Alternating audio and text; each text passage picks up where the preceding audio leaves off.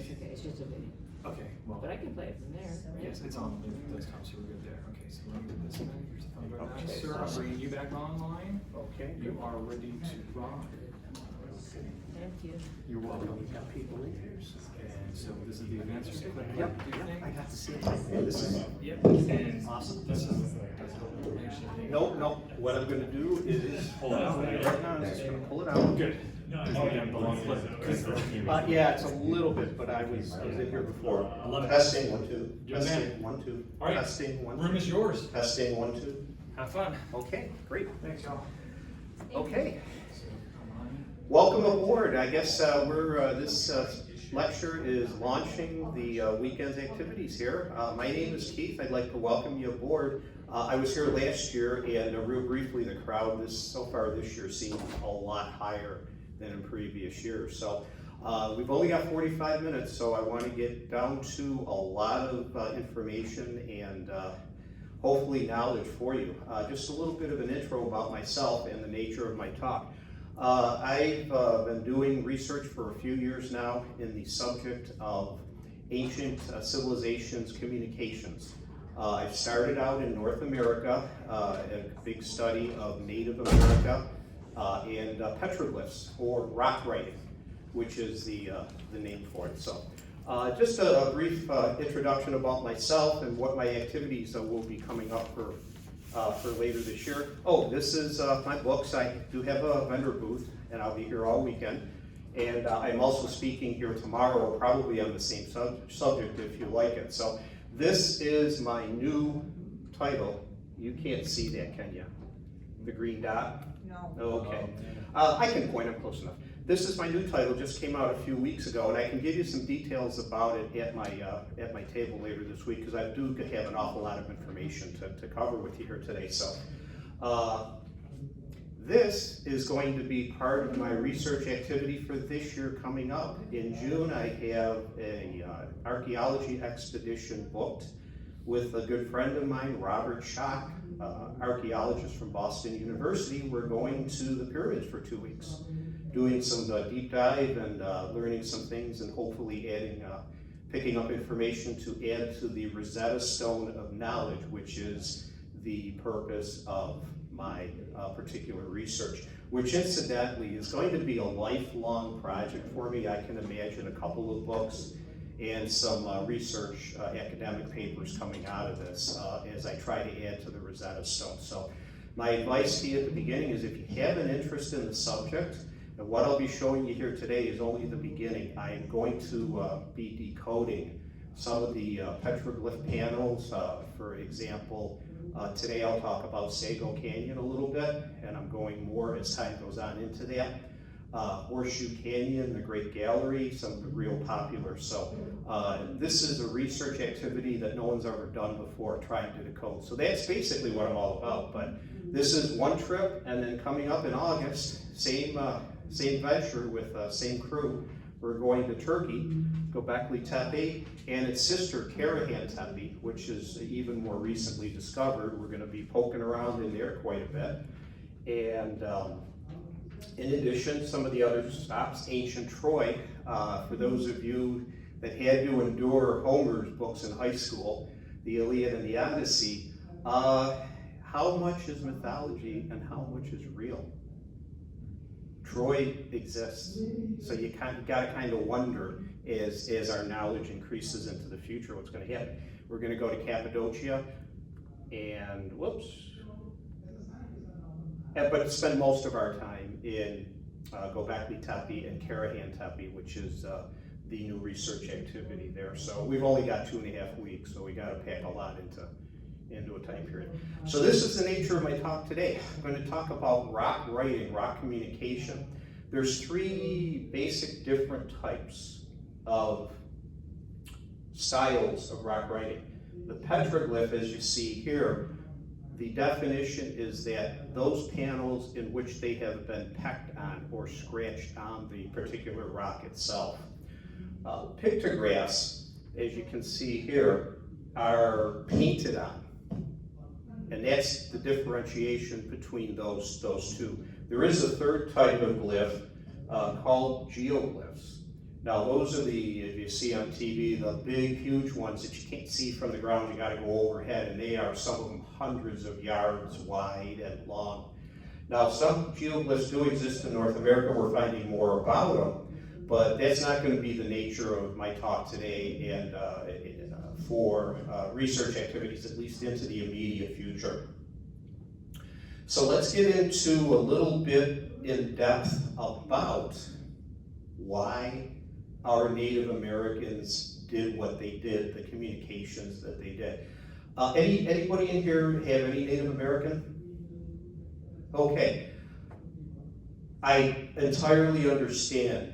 It's a very, very profound spiritual, moral code, way of life existence that is very, how will I put this?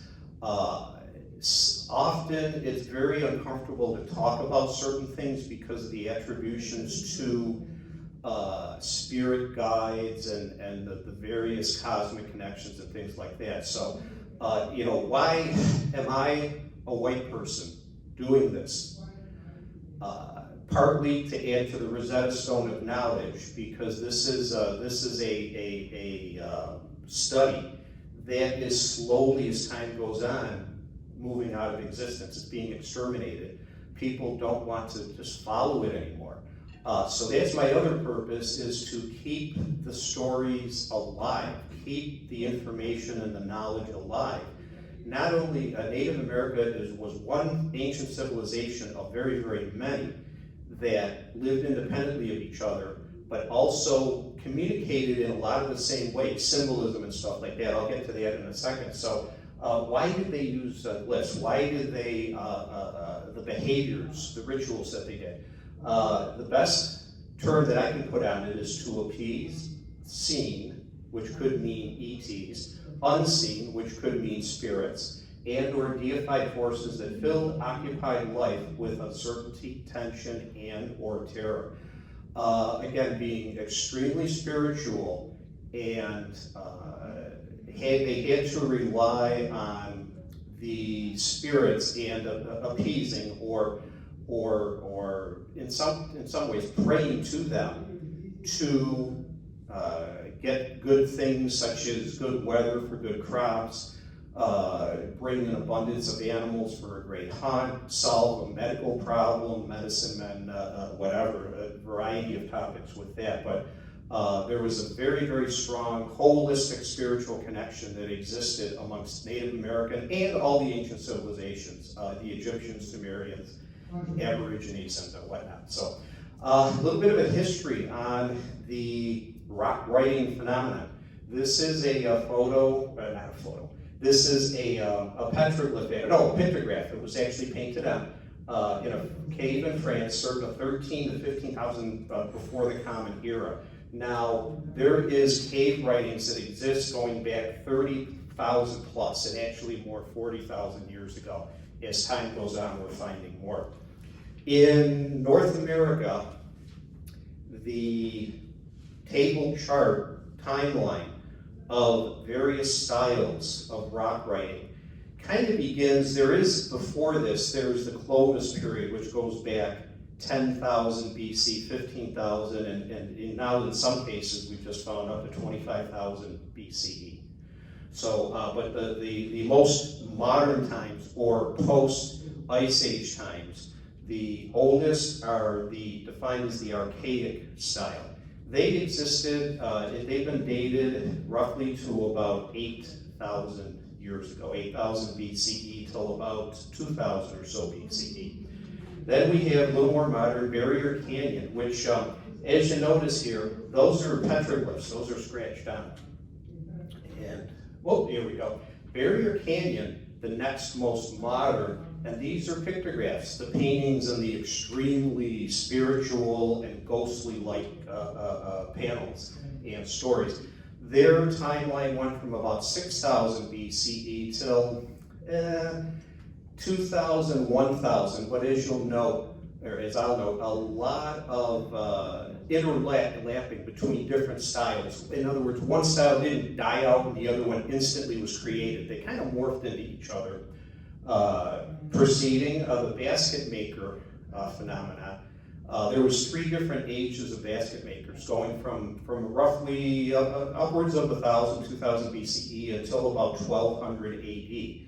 And again, these are all representative. I have done a lot of research the last 2 years in western United States. So the Great Basin, Utah, Nevada, Arizona, New Mexico, California. So the Fremont period again coexisted with the end of the Barrier Canyon and the basket makers.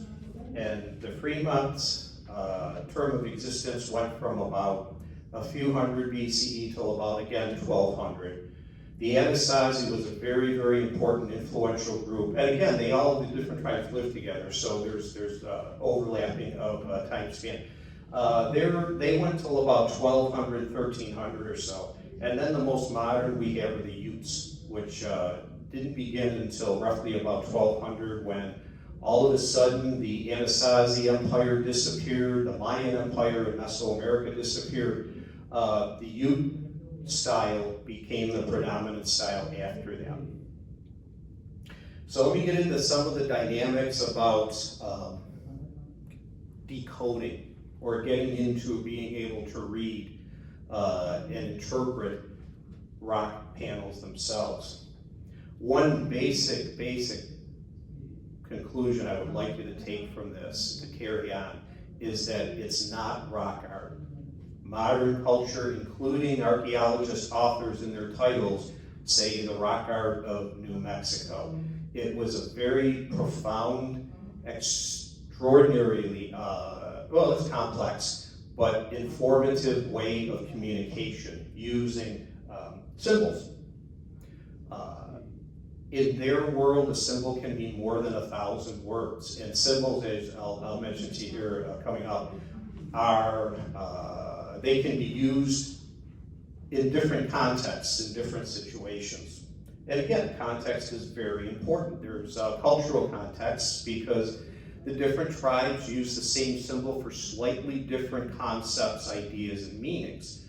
And the symbol usage within the story itself, different panels can have the same symbol in them, but mean different things. So you had to put other attributes and measures together to be able to help interpret and get some more enjoyment out of what they were actually trying to say.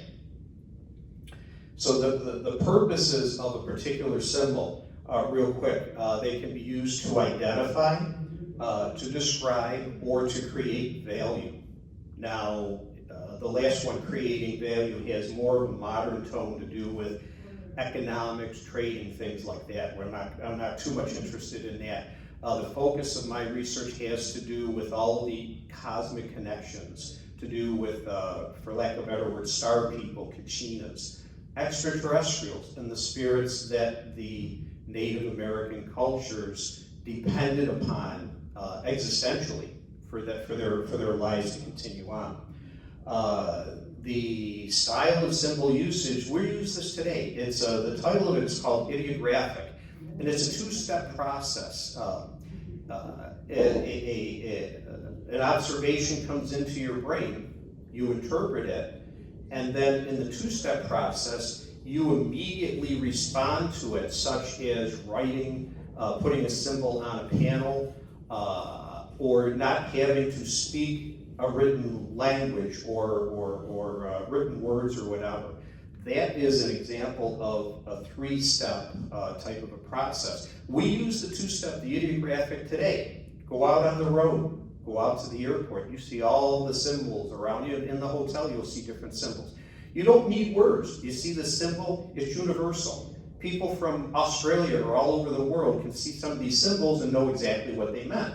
Well, that's what the language and the semiotics were for all of our ancient cultures. And as time goes on, and I hope that you do follow me, throughout the years or whatever, I'm going to show you that there's a lot of similarities between the ancient cultures who supposedly were not able to travel to interact with each other, but yet their brains came up with the same symbols and the same meanings for those symbols. Why? How was that? Well, in its most basic form, we're all human beings. We are hardwired and softwired the same ways. Our critical thinking in ancient times isn't really on the highest levels very much different than it is today. We just have the extended, the more complex digital, the technology attributes that may help our perception and not interpretation, but our neurological processes. But in a lot of ways, all of our ancient cultures thought the same ways, and it was translated into some of the symbols meaning the same thing amongst the different cultures. Now there are also very many divergences too. A symbol can mean different things, or a color can mean different things amongst even different Native American tribes. So I'll just run through a few decoding attributes and techniques as you're presented with a panel, and to be able to, and then I'll give you a couple of examples as far as starting my decoding process. So some of the original attributes, the glyph context, the cultural uniqueness within symbols, and like I said, different tribes may put different meanings on symbolism or whatnot. Temporal considerations, in situ, it just means, oh, I can't show you in this panel. I'll give you just a minute and I'll show you an example of what I mean by this, but it's to do with time. They had limited amount of easel space with which to write on their panels, tell their stories. And these panels, these rocks, existed for hundreds or thousands of years. So as one set of panels is written, hundreds of years later, another tribe comes, wants to tell a story, they don't have any other place to put it. They gotta put it on the same panel. So I'll show you an example of this coming up, but that's what this basically means. And then another one here, geometry and rock writing. They were very adept at using geometry within telling their stories. Specifically, the circle is one of their most important attributes. And I'll show you an example of what I mean by that coming up. For glyph context, the purposes of the context, they would landmark life events, not day-to-day dull activities or whatnot, but the very, very important events. The landmarks themselves, some panels were used as geographical navigators. Passerby might want to obtain a hidden source of water or a good a field for hunting and whatnot. They could read, interpret the panel, get the universals from it, read the story, and go to the water hole or go to the food source, or to avoid other more malevolent tribes or whatever. Again, great hunts and war stories were part of the storytelling that goes on within the rock writing. And also is as important, if not more so, the spiritual and cosmic connections with all of this. Cultural uniqueness in the symbols, again, there are similarities and divergences. The concept of the pyramid, this is Egypt, as you well know. This is Mesoamerica. They're the same object, the same geometry, but they're different styles, and they may have had different purposes associated with it. One of many, many examples. And, okay. Temporal considerations in situ. Here's an example of what I meant. Take on the right-hand side here. Let me untangle this.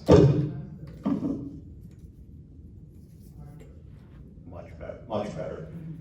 On the right-hand side here, you see the dark red here, the spirits, the pictographs, those were done. Those are a lot older than these petroglyphs here. That's exactly what I mean, that they had limited amount of space. They needed to write on something. This was what, you'll see this all over the world. All the civilizations had that. Geometry and rock writing, very, very important. As I mentioned, they were very adept at doing this. They were able to, in their stories, tell of three-dimensional attributes and factors put onto a two-dimensional easel. It's kind of like the artist or the painter today that can do the same thing. They were very adept at doing that. The circle was one of the very most important parts of geometry. The circle represents, has a cyclical nature. It continues on through a cycle, comes around to its origin point, and then begins again. All the ancient civilizations, and in a lot of theology today, especially the Eastern religions, with reincarnation and the cyclical nature of the universe and existence, they all follow the same patterns. Native Americans did that also. Now, they also attributed an awful lot of different categories or discussion topics to the nature of the circle. As example here, you see that this can represent a climate: winter, spring, summer, fall. Also, it can meet four of the very important dimensions of existence and way of life amongst Native Americans. Spirit, body, heart, and mind is equally important. And there are other attributes: child, youth, adult, elder, all with this attribution of the circular nature of it. So they were very, very adept at using geometry. Other decoding techniques and attributes: torso attributes, star maps, use of star maps, and the glyph story entry point. In regards to torso attributes, and I'll give you an example of this, is some of my decoding efforts of Sago Canyon in the last couple of years here. You see all these little figures inside of these characters, these creatures here. There's meaning to all of them, and I'll get to an example of that in a minute. Star maps. This is another point that I'll be bringing out in discussion here in a couple of minutes. Their use of star maps, and again, the connection to the stars. They mapped very many similarities in constellations that we use today, but there are some divergences. They looked at things a little bit differently, but they knew of the Big Dipper and Perseus and Cassiopeia and Orion. Naturally, a human being looks up at the stars and they're magnificent. We all think the same way. Our ancients aren't all that much different on those levels than us today. So, the entry point for the glyph story. That's the hardest thing to crack as far as being able to interpret a panel. And this is for you. You know, you could go out on a trip and go visit Rinconada in New Mexico, or Sago Canyon, or wherever, and you'll see all of this and you'll see, oh my God, where do I start? It takes some study, some interpretation to be able to handle and do that. Real quick, I'll show you, before I get into the meat of some decoding here, here's some things that I've come across here recently. This is an example of either a crow or a raven. Native Americans, used animals very extensively in attributing factors of their life, personality characteristics, and ways of conducting themselves in day-to-day life through animals, and all the ancient civilizations did this also. The crow and the raven were known as the most intelligent, the biggest thinkers. They were birds, so they were mobile, they were able to fly, but they also were known to warn of impending danger and to ward off danger and whatnot. So this particular object here, here's the geometry. The crow or the raven is talking, okay? This isn't a closed circle. What this is telling you, this is a directional symbol. It wants you to look around the corner of the rock. You see what looks like a spacecraft. This was taken in New Mexico. There are tornadoes, but I don't think this is a tornado. Can you see other symbolism here? The scratchy lines along especially the top of it, that's a universal symbol for something that's very bright, very shiny, or gives off a very, very strong light. So this, to me, is warning of some kind of an impending danger from the Creator's observation of something in the sky, whether it's a craft or whatever. Another example here, this is a depiction of a human, and you notice here he's upside down, and there's a big black hole in his head. The big black hole kind of is a universal for this person lost his mind, lost his brain, wasn't thinking, was not smart, was stupid. The upside down nature of it is a universal saying that this person is dead. You look over here, and this looks an awful lot like a representation of some kind of a being that doesn't appear to come from planet Earth. And this could either be a trail that ends up here and describes the interaction between these two, or this even could be a representation of a star map, which I haven't come to any conclusion on that yet. But again, I'll show you the star map thing coming up. This is just another couple of unusual rocks that I came across. There's no story here. This is just an image of a being that's very, very unusual. No arms, no legs, and all the animals they drew had arms and legs on them. And the animals were very much indications or attributes to human beings in some part of their life or whatever. This is a particular story here. You can see this person was drawn upside down, meaning dead. This is a universal description of the Great Spirit. You see this in Egypt, you see it in Aborigine, you see it in Native America. The arrows mean that the Great Spirit is present everywhere except, you see this box here? Geometry. This is an enclosed space. It's a protected space, or it can be a space that harbors danger because the occupants of here can't get out of it. There's an example of, again, it looks like some kind of a spaceship or something like that, and the bright lines here that shows bright light or whatever, these are symbolisms for climbing up to high places. This is a depiction of a star itself. This could be something to do with a star map. It could be that this story tells of a comet that they saw that's useful in this particular story. It could mean one or two other things. So, and this is an example of, again, this is it's like a turtle, an animal, but it's pointing up towards the Great Spirit.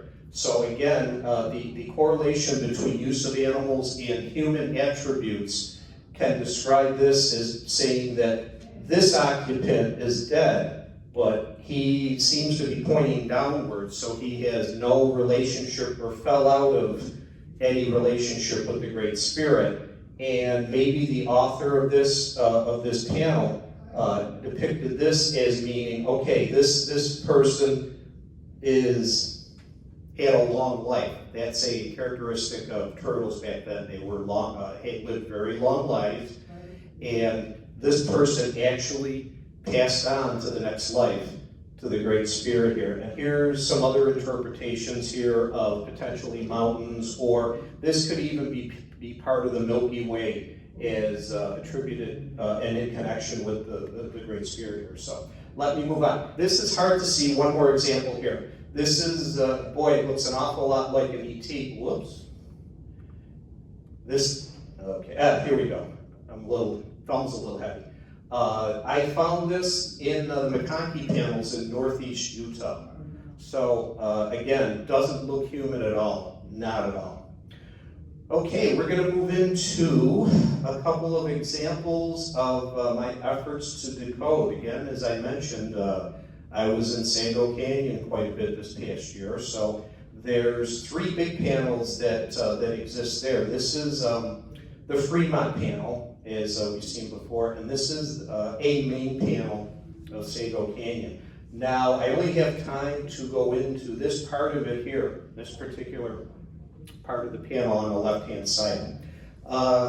This tells of a story, a great battle between 2 opposing forces. Now, the nature, these are all spiritual type figures. The use of color is another attribute. Brown versus red. Colors were attributed many different characteristics, some good, some bad. The brown is a representation of either to do with animal gods, deities, or things good. The reds, while they had attributions to intensive love type of things, the red color was used more for hatred than anything else. And in this particular case, these were the bad and these were the good. Other reasons for the bad. Let me describe it this way. We'll move from the left. We'll do the smaller figures first. This is a warrior type figure. Notice, and they used size also, prominence in their panels. This is a smaller figure. This is the biggest figure. This is what I call the overlord. This was the most important figure in this story. This figure here was a soldier, and you can tell by, if you can see here, and you can't see, you can see here, it looks like they're a drawing of an arm. Instead of the arm and fingers, they saved time by drawing an arm extension out to, this looks like a weapon. And to me, the best fit, although I'm not 100%, I'm about 90% convinced, back at the time that this was drawn, the natives used what was called an addle. And what that was, it was like a spear, but it was a two-piece thing where they had the arrow, but they would take and back up like this and fling their arm to gain more velocity and some more accuracy out of the addle. So this was a warrior, and as you can see here, the many vertical lines indicates often that they're in communication with higher up spirits in regards to this particular story. So this was a warrior on the brown side. Let's move over to the red side here. This smaller figure here, he again was a warrior for the red side. And as you can see, some torso attributes. There's little animals drawn within the torso.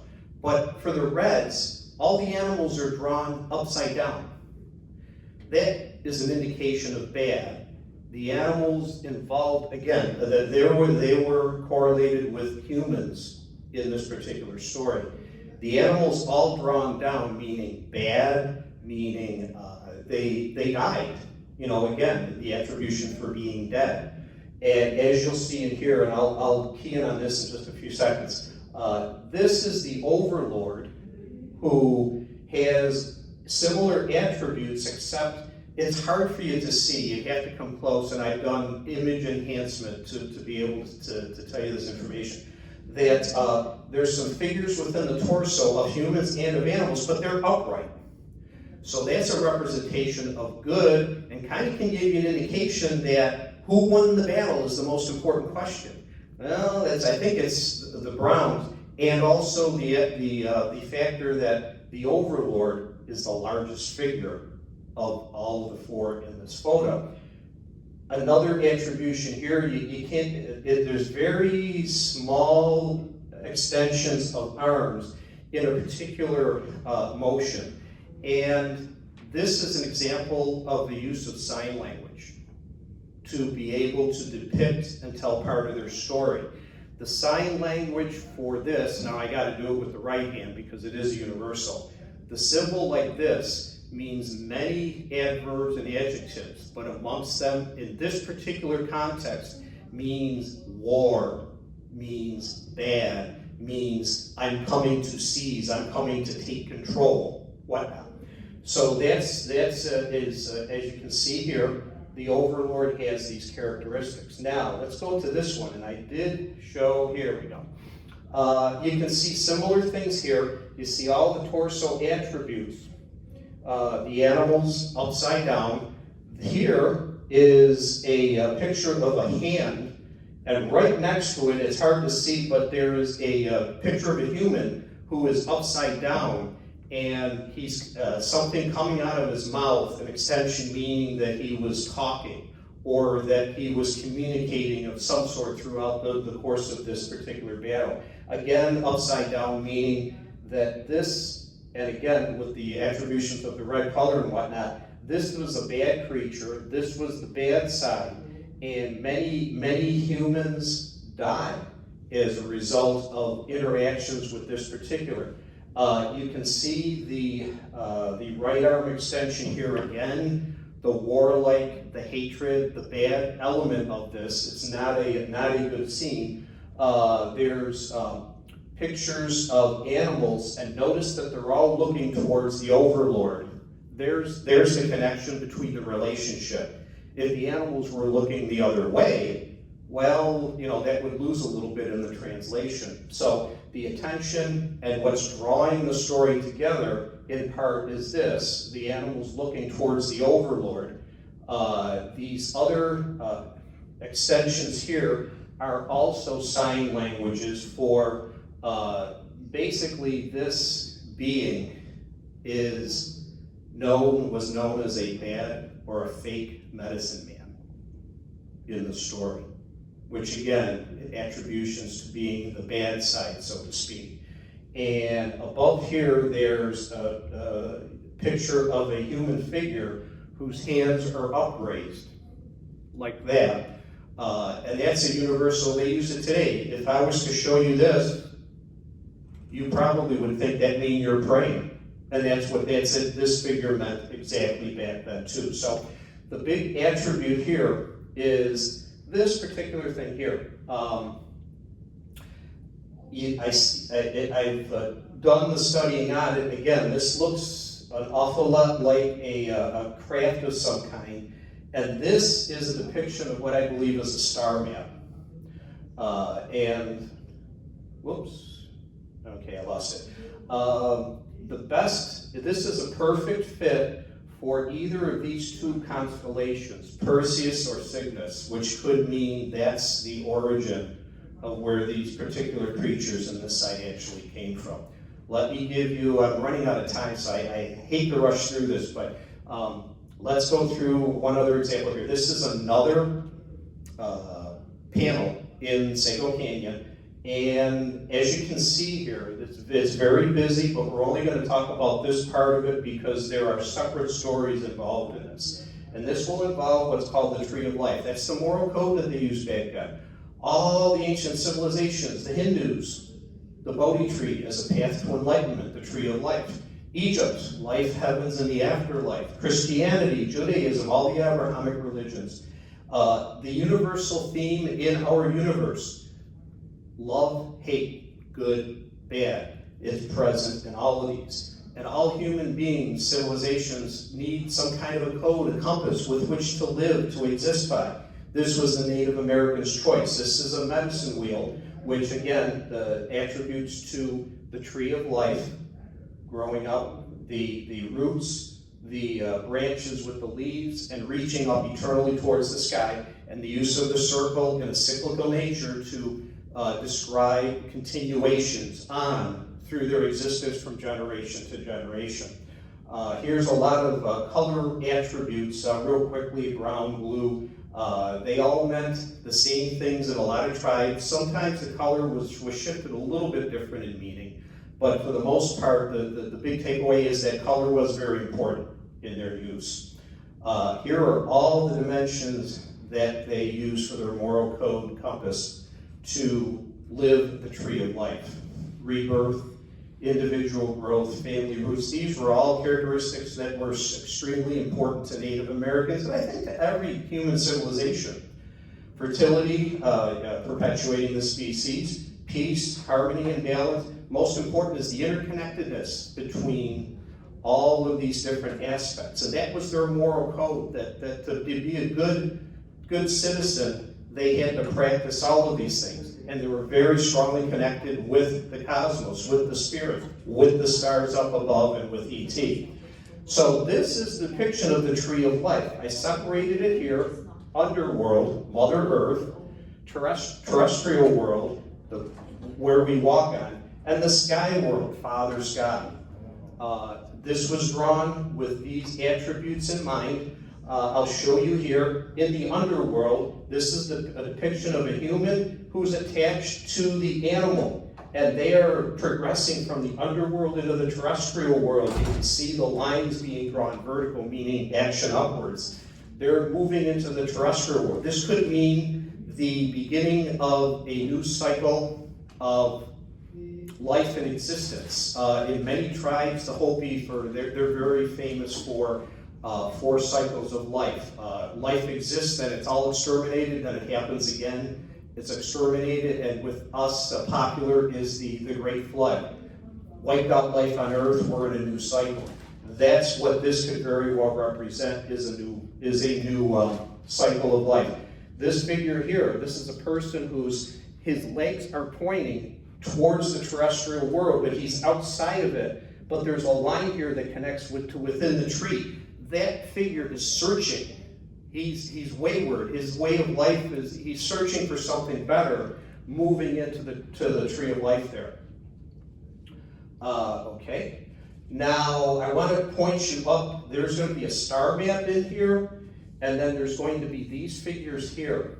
I give you a list of constellations that are circumpolar in effect, and what they mean, you can see them 12 months out of the year. There's a lot of these constellations that are very close in the sky to each other.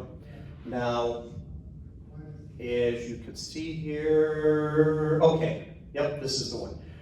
These dots that are connected to the tree of life, coming up to here, and imprinted upon the great spirits. This is a star map of the Perseus constellation. Algo is one of the stars, the very bright stars that's depicted here. Over here is the Andromeda Galaxy. This is a picture of the Great Spirit. The origin of this tree of life in this panel comes from the Perseus, from occupants of the Perseus constellation system that is very close to Andromeda, the Andromeda Galaxy as you see it in the sky, and it's being drawn over all of these spirits, which lends more connection to the purpose and the origin of this particular panel here. So I don't have time to get into these, but these are part connected to the story, and in any events, the tree of life was given to them as a way of life, again, with a newly formed existence from being exterminated into a new cycle of life. They needed a code of conduct and a compass, so to speak, with which to live their lives. So they, again, I showed you an awful lot of attributes and very complex symbolism and semiotics, but they were very adept at doing this. So with all of this said, I rail about anybody that says rock art. Please, it's not art, it's communication. They had very important stories to tell that are still very, very important today. So as I'm gonna go through here, these are some of my future studies, my future explorations. I'm gonna dive into these as time goes on. And as I sum up here, basically, I am out of time. I wish I had more time. There are my books. Again, if you want to stop by my table sometime this weekend, we'll take a selfie. I am doing a Facebook Live talk tomorrow morning from my table at 10 o'clock. And I'm also speaking at another room down the hall here tomorrow afternoon. And I'll get your opinion. If you like this, I may do the same talk tomorrow, or I'll do another talk that I have planned. But in any event, thank you for showing up. Without you, Los Angeles Conscious Life doesn't exist. Thanks a lot. Take care.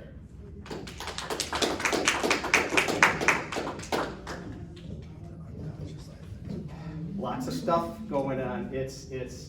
We are human beings. We think the same way in so many different ways. You know, our technology allows us some opportunities to be a little bit different, but we are so similar in so many different ways and aspects. It's